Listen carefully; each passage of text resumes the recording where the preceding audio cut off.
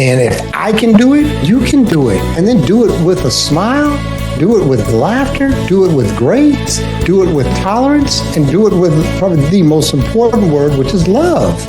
And so, anyway, when you see that book, because remember, the title, there's a very, very important reason why that title is Becoming Ken. I'm Ken today. I'm a kind and gentle 62-year-old black male. But before, you didn't call me Ken. You called me my street name or my penitentiary name. Or you called me ex-convict. Or you called me armed robber. Or you called me kidnapper. All things I have done. That's what you call me. Or you called me drug addict or crackhead or alcoholic. That's what you called me. But today, just call me Ken. It's not Mr. Miller, whatever certificates I have behind my name. It's not that. Just call me Ken. And that's what I became. And I'm very, very comfortable with being that. So when you see that book and you see Becoming Ken, become the best you, because you can.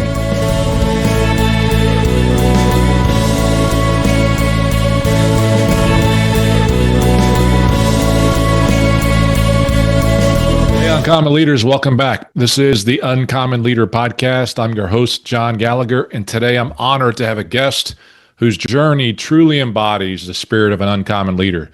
He's gone from Ivy League to incarceration, from prison to the president of Denali Financial Strategies and Planning. Quite a story that we're going to learn a lot about today. And he's the author of the powerful new book, Becoming Ken. Those of you watched on YouTube, you can see it behind his shoulder and a QR code to learn more about him as well. But he's a true testament to what I think is the power of resilience. He's a champion for those who believe in second chances. We're going to learn a lot about that as well. And a living example that your past does not define your future and that we are most powerfully positioned to help the people that we once were.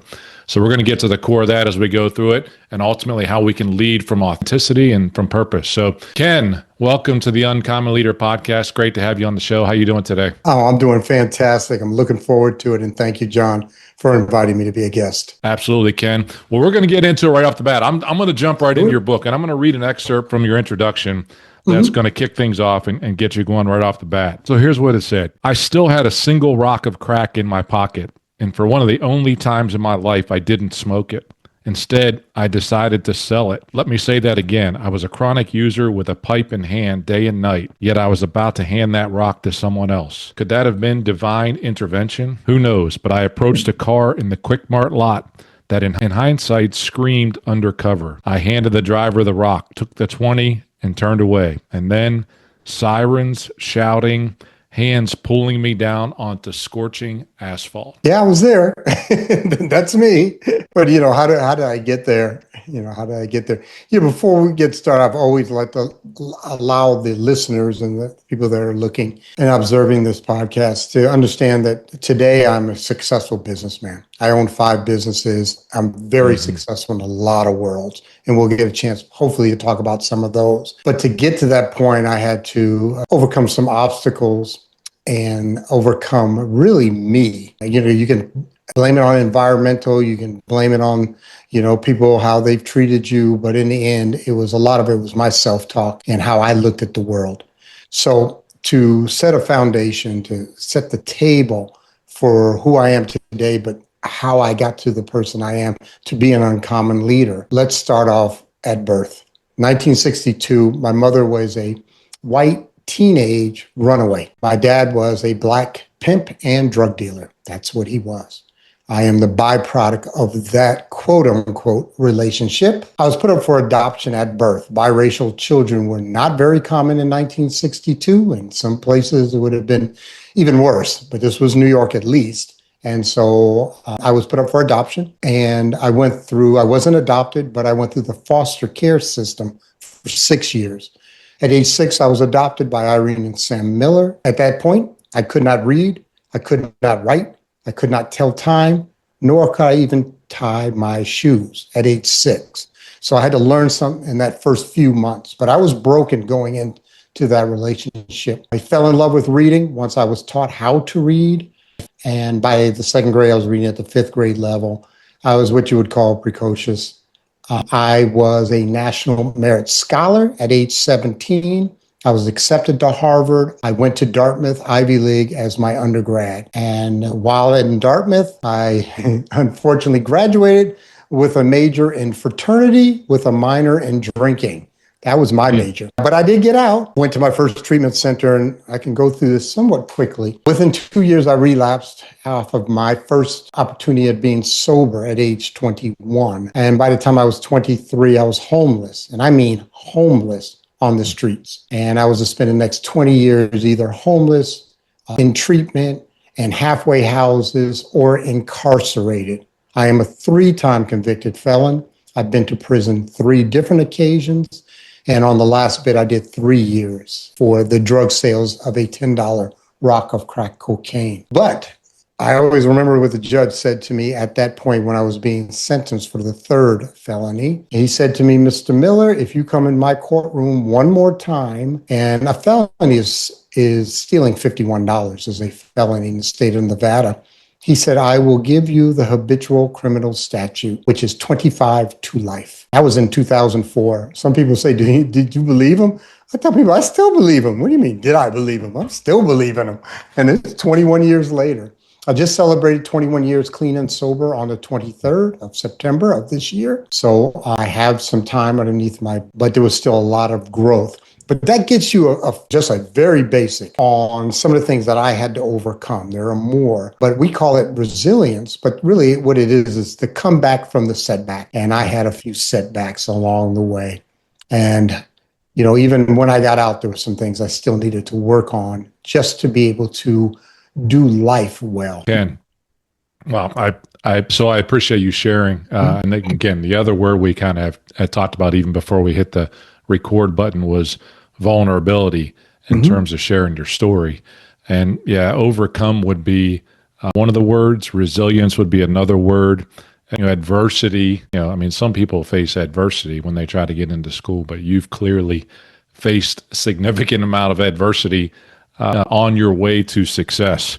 Now, it might have been that moment where you heard that, and maybe you still hear that today, but what's been the most difficult mindset shift for you to move from, the challenges that you had, and you probably, frankly, still face those challenges every day personally in your mind, to success? I don't face too many challenges to success. I am successful. I'm also well. And what I mean by that is I do life well. There's a thing we call the vicissitudes of life. There's the ups and downs.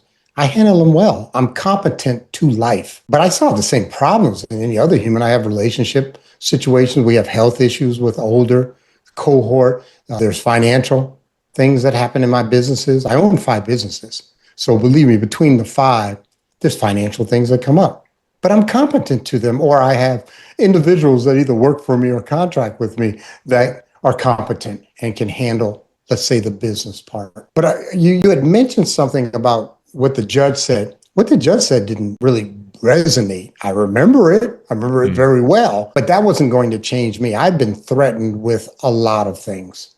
I've been threatened with guns, with knives, with, sentences, with the prosecutor. So I've been threatened. That part doesn't make change for me, because all it is to me is you're threatening me with more pain. I have a very high pain threshold. You could not live the way I had lived as a street level addict and alcoholic without having a high pain threshold. But then again, the pain threshold is limited. And at some point you want the pain to end. And that's when suicide becomes a viable. And I've had suicide attempts. 2 of them years ago. So I'm not there anymore. But anyway, I would like to just talk real quick about the pivot. So I was arrested September 22nd, 2004. And I went into jail. I celebrate September 23rd as my sobriety date. It's the day after I was arrested. October of that year, 2004, I was laying on my bunk, Unit 13, Parr Boulevard, which is in the jail for Washoe County in Nevada. And God spoke to me. God's been speaking to me often, and you can define it any way you want to, but it's a conversation I'm having in my head that is outside of my needs, wants, desires, that I would say is positive. And so what the conversation very simply said is that your journey is not going to be without discomfort.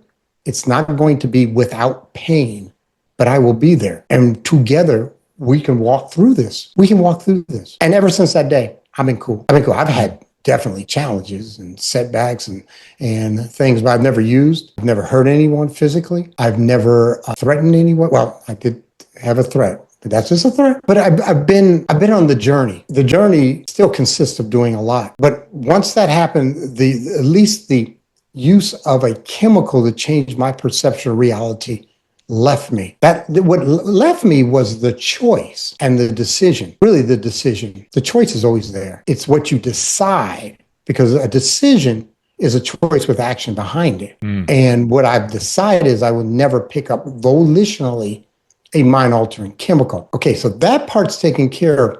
I go to prison. I was sentenced to 6 years for a $10 rock of crack cocaine. I went into prison. I said to myself that if I'm the same person going into prison that I am coming out, or I'm the same person coming out that I am going in, I'm going to have the same results. So I had to work on the physical. I had to work on the intellectual. I had to work on the emotional, and I had to work on the spiritual. And I worked on that. And once I did that over the next 3 years, I did 3 years, it at least gave me footing to deal with society and the world and my exterior or external world. I still had things I had to work on. I still had to learn how to be a businessman, how to be a leader, how to work with a team, and then also how to deal with some of the things that I had that was baggage that I had since I was a child. And I worked on them. And this is my belief. I've been good for about 4 years. I mean, I've got to the level, and this is real important that I say this, John. I've said it on a few other occasions. Because I am well, I can give out. And that's what I do. I give out for free often, or if you're a client, or if you hire me to speak. But I give out. I'm not worried about always working on me. I'm good with good. I'm good with very good. I don't need to be great. I don't have the capacity to be great. I'm 62. If I'm going to be great in anything, I'm going to be a great grandfather to the kids. I'm going to be a great husband. But I don't worry about being great in business. I don't worry about being great on podcasts or speaking. I want to be very good so that I can now give this gift to give back to others. Again, I love that. And again, you talk about that journey, even in those 3 years, how you had to prepare yourself spiritually, emotionally, again, as a leader inside of that space. You come out and, you probably don't become a successful business person right off the bat when you come out.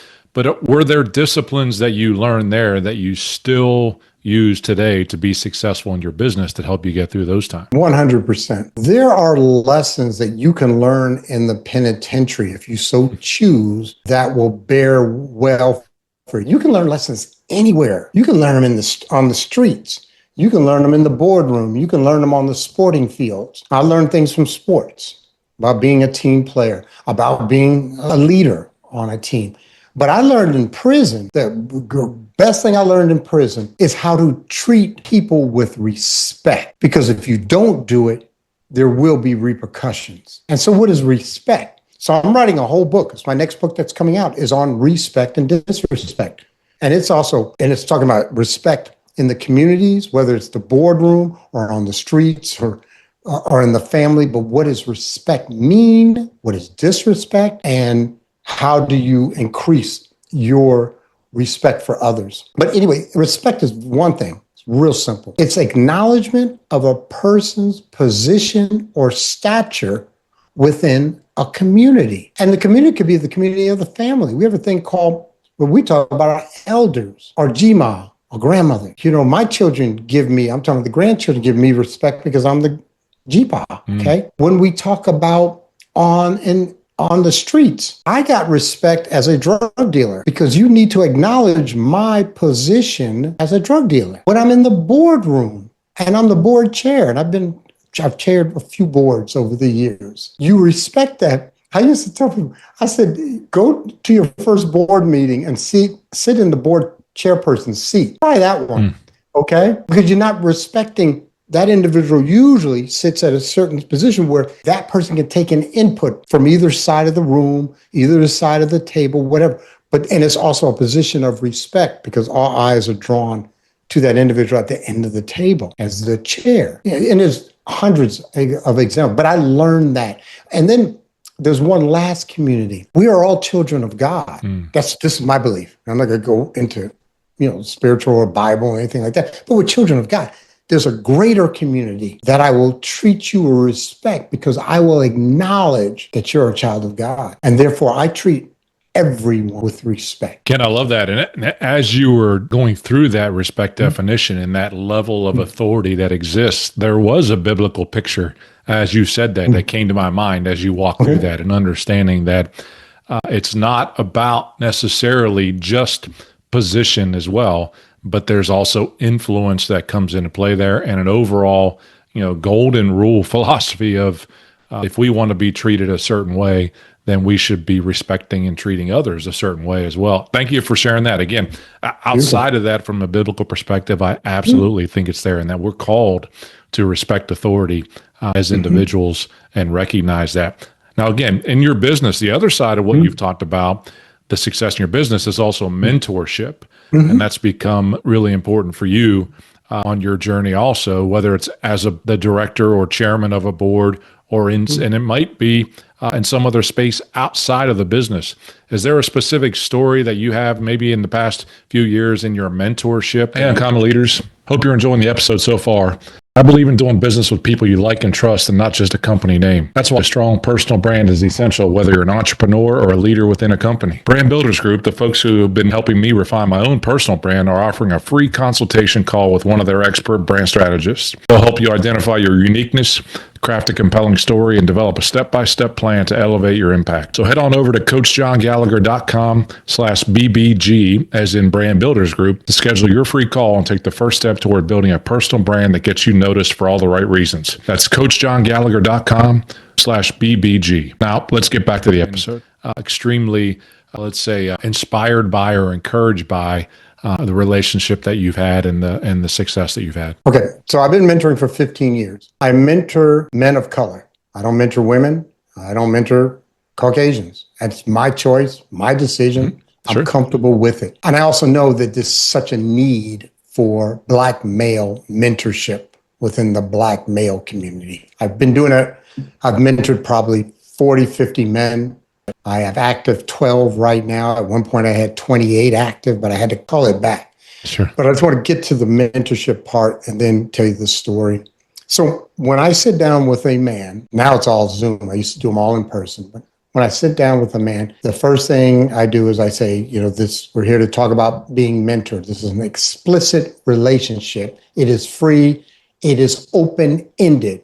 I've been mentoring my oldest gentleman for 15 years regularly. Then after we've got the foundation built, the footing built, I look them in the eye and I say very simply, I have one responsibility to you. And that responsibility is to engender your dream. What is your dream? And I give you permission to dream. And then I shut up. And I've had guys take 10 minutes because a lot of times people are pulled away or taken from them the ability to dream. So we define the dream. So now we'll bring it up. 5 years ago, 4 or 5 years, remember I've been doing this for 15 years, about 4 or 5 years ago, one of my mentees calls me up and he said, hey, Ken, can we meet, over lunch or something like that? And I said, coffee usually. I said, sure. And I meet with him and he said, it came true.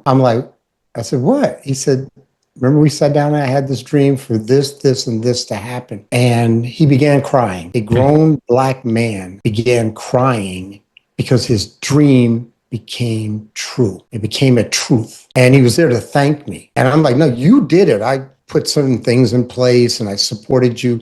Maybe I gave you a couple dollars to do this or that. That's no big. You did, because I always wanted to always go back to you. But he's crying. And this is a 6'2", 230-pound boxer that had a dream, and that dream came true. So people ask me, why do I do it? And I have another one like that, but I'll just use that one. That's why I do it, because it's the right thing to do is why I do it. But when you get that type of feedback, you're like, why would I even question doing this? And I never have questioned. I've been doing it, like I said, 15 years straight. Ken, I love that from the mentoring standpoint, and giving someone the permission to dream, defining what that dream is to them right from the start. Because once they do know what that dream is and that they can articulate what that dream is, it's then, to your point, and you said this earlier, you can then make a choice. Because, I've often said that the displeasure, you will change, you will move toward that dream when the displeasure of remaining where you are is greater than the discomfort of the change itself that's going to require. Because once you've made that dream and you've communicated that, you've articulated that, now you've got a choice to make. Am I going to move toward that dream and make that happen? And how do I know?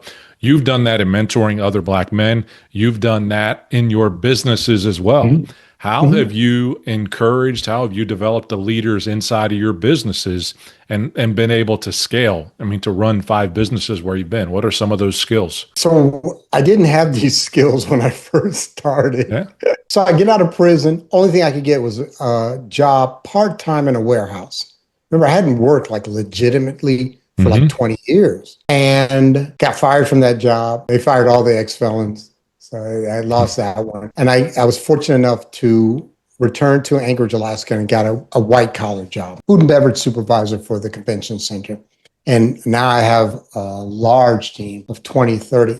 And again, I had to learn some skill sets that I did not have, but I'm a quick learner. The first thing I had to learn was, and I didn't know this, not everybody thinks like I think, okay? And I'm what they call a concrete sequential. I'm a real bullet point person. I'm a task-oriented person. There's nothing artsy or emotional about my quote-unquote business, okay? But I thought everybody thought like I did, and I didn't know people didn't think like that. But this doesn't mean that my way is right and yours is wrong. We can still get to the desired result, okay? We can still solve for the problem. It's just that you're going to go a different way to do it. I'll do, long arithmetic or, long division. You'll do short division. We still get to the same answer. Okay, so that was literally one of the first things I had to learn. The second thing I had to learn is that I had to treat people and understand that people are human. There wasn't a lot of grace when I first became people, and understand that people are human. There wasn't a lot of grace when I first became people, and understand that people are human. There wasn't a lot of grace, leader, okay? Wasn't a lot of grace. And because that's somewhat not the way I worked, but again, it's not about me. It's about my staff members. It's about my team leads. It's about my contractors. And then probably the third thing that I had to learn, the third lesson, and this is in business. I mean, there's so many things I could talk about business itself, but in business with people, because in the end, it's always about the people. It's going to be your largest item on your loss, your profit and loss, your P&L, your expenses. It's almost always going to be, it's not cost of goods sold, it's going to be employees and people. But the other thing that I had to learn is that and this is something I learned to do, is I wanted to grow them. I wanted to make them, maybe I took that from the mentorship. I wanted to make them, what's your dream?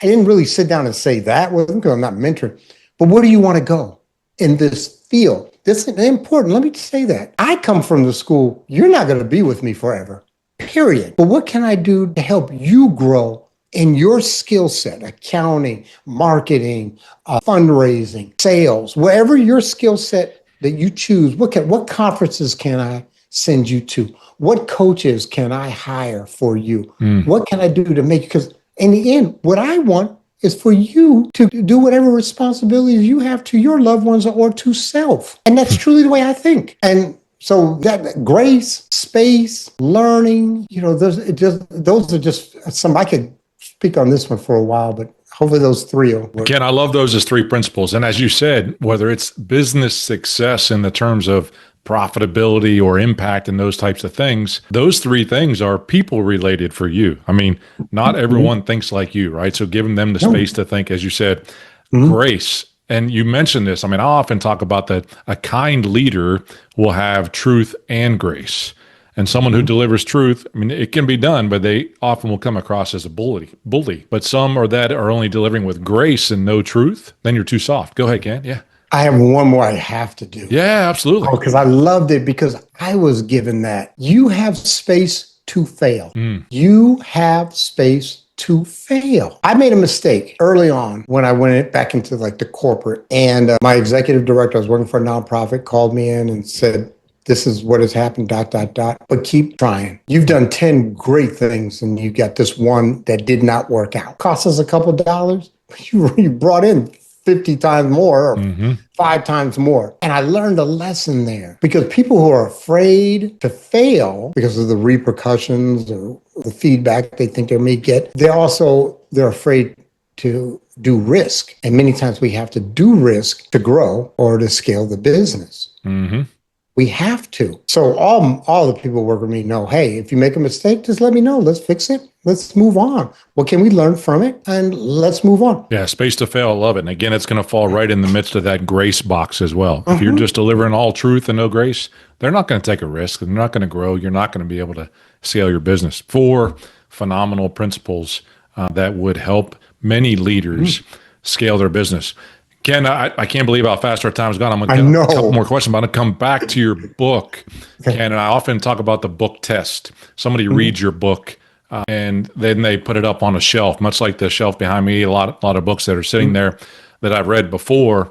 But when they look at that book 6 months later, and they see the binding of that book that's sitting up on the shelf, what do you want them to think? What do you want them to feel when they see that book sitting there? What do you want them to have thought and felt about your book? I can do it. If he can do it, and I hate to do absolutes, the depths of my negative things that happen to me are like at the 99th percentile. Okay. 3 times been in situation. I've had my jaw broken twice, my nose broken, my eye orbital broken in fights.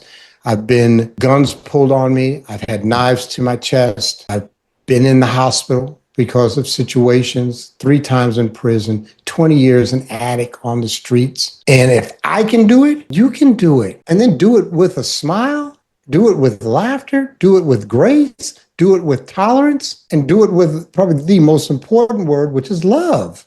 And so anyway, when you see that book, because remember the title, there's a very, very important reason why that title is Becoming Ken. I'm Ken today. I'm a kind and gentle 62-year-old Black male. But before, you didn't call me Ken. You called me my street name or my penitentiary name, or you called me ex-convict, or you called me armed robber, or you called me kidnapper. All things I have done. That's what you call me. Or you called me drug addict or crackhead or alcoholic. That's what you called me. But today, just call me Ken. It's not Mr. Miller, whatever certificates I have behind my name. It's not that. Just call me Ken. And that's what I became. And I'm very, very comfortable with being that. So when you see that book and you see Becoming Ken, become the best you, because you can. Ken, that is great. I love that. I'm going to give you my last question here in just a minute. I know those who are watching on YouTube, they've got your QR code behind you in terms of getting in touch with you. Those who are just listening on audio or others, how can they get in touch with you, learn more about you? Where do you want them to go to get your book? The book's on Amazon, Becoming Ken. If you want to book me to speak, or really, you can also get in contact with me through my website, which is kenmillerspeaks.com. Took a long time to come up with that name. And then I'm LinkedIn. Ken Miller 84 is my handle on LinkedIn. And let me just say this. I respond to everybody who reaches out to me. Everybody who reaches out to me. I don't have any fear. What is the fear? And plus, it's not an inconvenience to me. Thank you for reaching out. If you got a question about anything we've spoken about, reach out to me and I'll respond. Ken, I know that you've been a gift. Ken Miller 84 on LinkedIn. I'll put the links to these in the show notes as well so that folks can get back to it. I have truly enjoyed our time today. I want to give you the last word here in 1 minute with regards to a question, but I got to tell you again, folks who are listening in, there aren't many stories, as you said, that he can take you through the laundry list of things that he was called before. And I love one of the things you said, Ken, during this session, though. And again, we don't make this necessarily biblical, but as a man of faith as well, I think it's very important that you are a child of God as well, and that Ken is the name that I will call you as well. And I respect and honor you with what you've shared with us today. I want to throw this at you. I'm going to give you a billboard. You may have answered this a little bit already, but I give you a chance to maybe go a little bit more formal. You can put that billboard anywhere you want to. I want you to put a message on that billboard, though, for our listeners and for those who would drive by that billboard. What's that message that you would put on that billboard, and why do you put that message on there? So many. I've had a lot of billboards, but I'll just do one. And what I would say, forgive. Forgive others and forgive self today. That's what I would say. And that's a decision. That's done here. And you can make that decision. But I would just say, forgive others and self. And in that lower right-hand corner, I'd have today. Today. Love that. Ken, thank you so much for being a guest on the Uncommon Leader podcast. I know that folks are going to find value in this. Listeners, I encourage you, go out right now before you end this conversation and follow Ken on LinkedIn, get a copy of his book, and check out his website, no doubt about it. And if you got all the way to this point in the conversation, you've done really well. I would encourage you to share this episode with someone else that you know needs to listen to this episode as well. And go ahead and give it a 5-star review while you're there, because Ken deserves what that is. And I know that he wants to hear from you as well. So go connect with him. Until next time, go and grow champions.